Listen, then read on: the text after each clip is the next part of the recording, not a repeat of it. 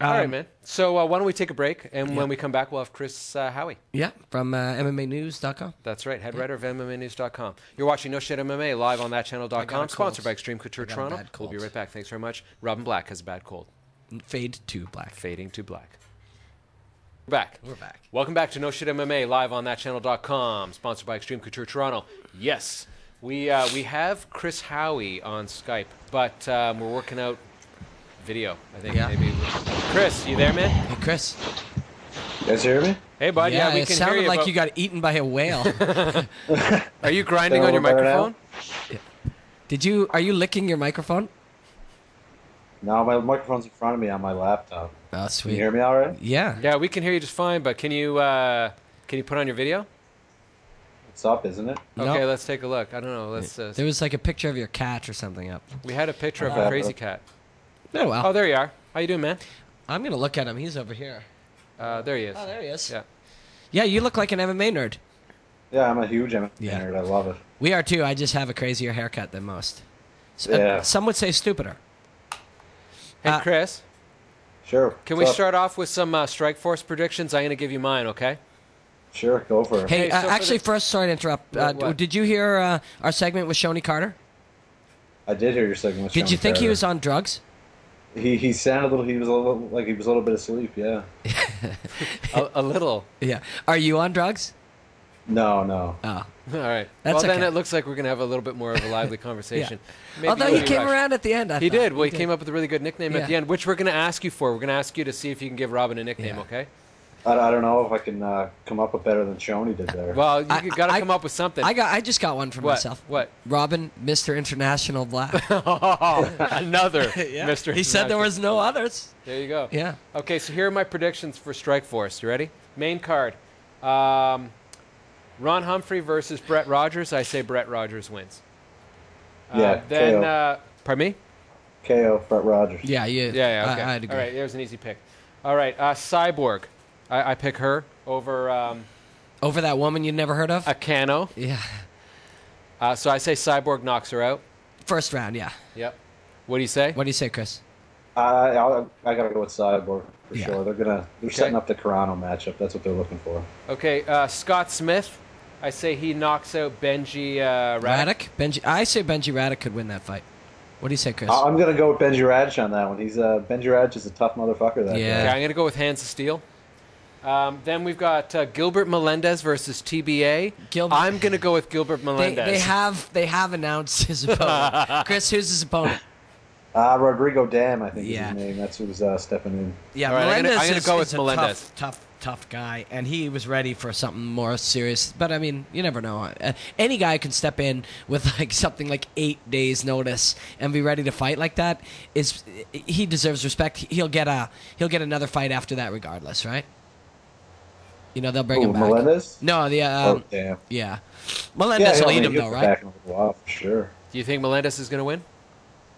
Yeah, most likely. Yeah. Okay, and he's then top the 10 last. lightweight. He's definitely the heavy favorite going. He's an animal, like for sure. Yeah, for sure. And then Nick Diaz versus Frank Shamrock. I say Frank Shamrock wins. Yeah. I don't know how he's going to win. I know he's going to win. I think it's either a decision, or I think Shamrock somehow manages to knock him out. Yeah, I think Nick Diaz will win the fight, and I think Nick Diaz will make Shamrock look bad through the whole fight. I don't see that. I don't see that. What do you say, Chris?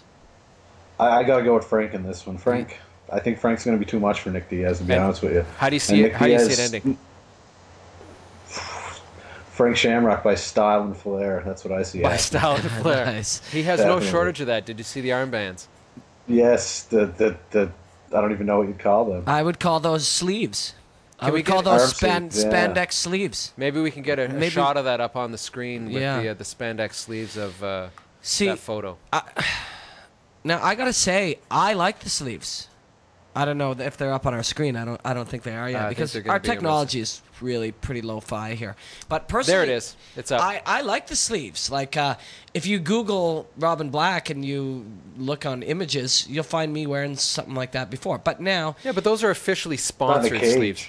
I think it's Frank Shamrock wins over Nick Diaz by sleeves. Yeah, see, I think people will underestimate Nick Diaz. I think his boxing, he could get Frank Shamrock all frazzled, you know? He's not going to get Frank Shamrock frazzled. Yeah. Nobody's going to get Frank Shamrock frazzled. What's the deal, too? Chris, do you think Frank Shamrock is smug? Smug? Yeah. You know, I kind of like Frank. He's got that attitude, but he tends to be able to back it up. He can get in there and he can mix it up with the best of them. So, as smug as he can be, he's still a great fighter. It's just like when he's talking about Diaz, and I know part of it is gamesmanship, but when he's talking about him lately, he's super smug about it. Like he's on about how he'll learn. To change his attitude when he gets older and all this kind of stuff. That's him kind of condescending him. Do you think he's trying to piss him off and make him reckless? Because there's definitely some gamesmanship going on with these guys right now, well, right? they already... wasn't Frank just saying that... he was calling him out when they were doing their last press conference, right? Yeah, but he's been sort of condescending him and talking like the elder statesman, which he is. But I think he's doing it on purpose. What do you think? I say he's trying to rattle him a little bit, but... Sure. Either one of those guys, you're going to have a hard time rattling them. They both come in there. They can fight and they have the mouths, so it's always going to be entertaining with Nick Diaz and Frank Shamrock. Yeah, whether they're fighting each other or anybody else, really. Yeah, and I think that you know what I mean. I saw the Kung Lee Frank Shamrock fight.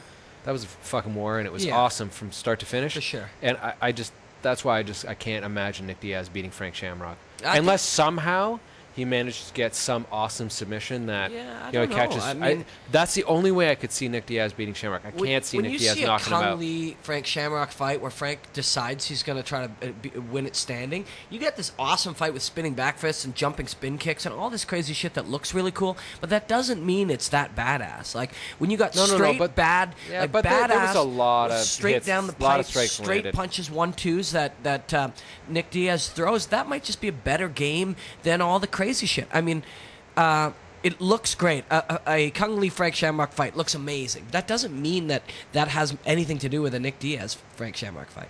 Chris, what do you think about that? that pit-a-pat, tap-tap-tap punching that Diaz will come out with, I don't think that'll phase Shamrock at all.